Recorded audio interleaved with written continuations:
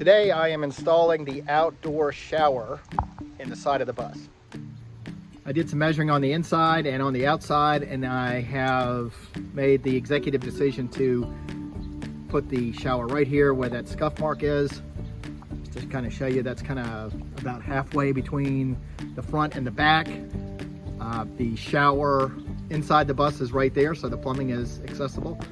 So what I'm going to do here is I'm going to grind the paint off the side of the bus right here so I can make a nice accurate line, and then I'm going to take the grinder and cut the hole and install the fixture. Got the paint scraped, I've got the hole marked and measured, and I have it where I think I want it on the outside. The next step is for me to drill a pilot hole and then go on the inside of the bus and make sure it comes out on the inside of the bus where I want it to. The reason we do that is because I first did this from the inside of the bus. I marked where I wanted it on the inside of the bus, and I drilled a pilot hole and came outside and realized the shower was too high. So now I have patched the hole instead of patching a real big hole. So that's why we do that. I've got the hole cut in the side of the metal, and I'm going to take my knife and cut the insulation free, and then I will cut through the inside.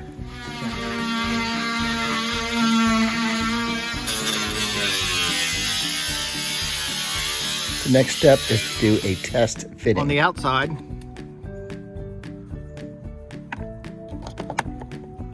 there's the shower.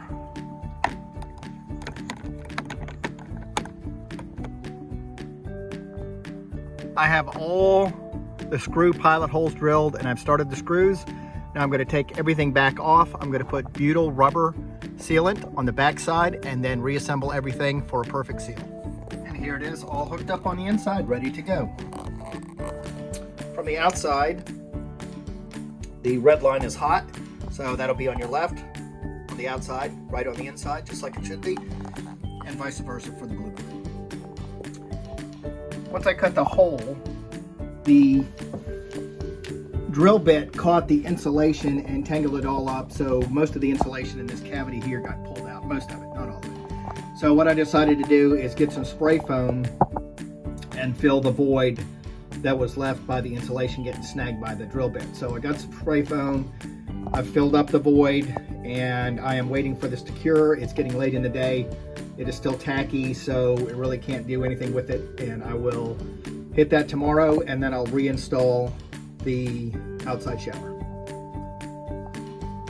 Also, I protected the plumbing fittings at the end. I just taped them up really good with blue tape because that foam is ever expanding. I expect it'll be even bigger tomorrow when I come out here, and what I'll do tomorrow is bring the oscillating saw, and with a blade I'll just trim it right back and it'll be done. I can then reinstall the outside shower with the butyl tape.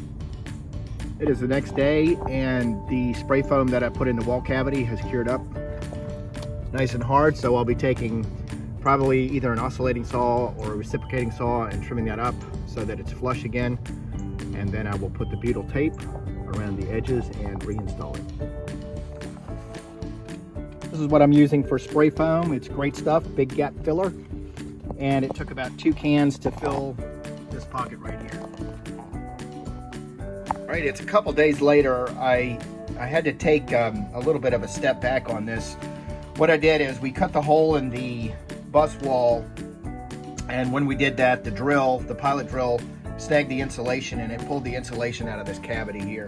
And I didn't want to put the shower back in the cavity without the insulation, because at the end of the day, this is where the toilet's going to go, and I didn't want to have a cold spot on the bus without insulation. So I pulled the shower back out, I got some spray foam, and I filled up this whole cavity here with spray foam, and I read the directions, and it said it would take so many hours to cure or whatever. So it was getting late in the afternoon. I just said I would come back and finish it up the next day.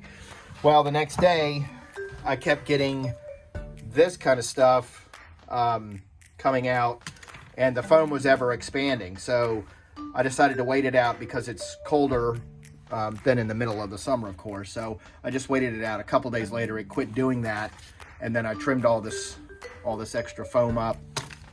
I made the hole the correct size again, and then late last night, ahead of the rain, I went ahead and I reinstalled it again And this time I used butyl tape around the outside, so it's got a great seal.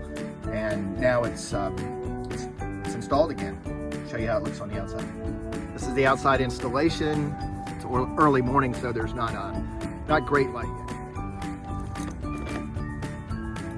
And there it is. Pretty much ready to go.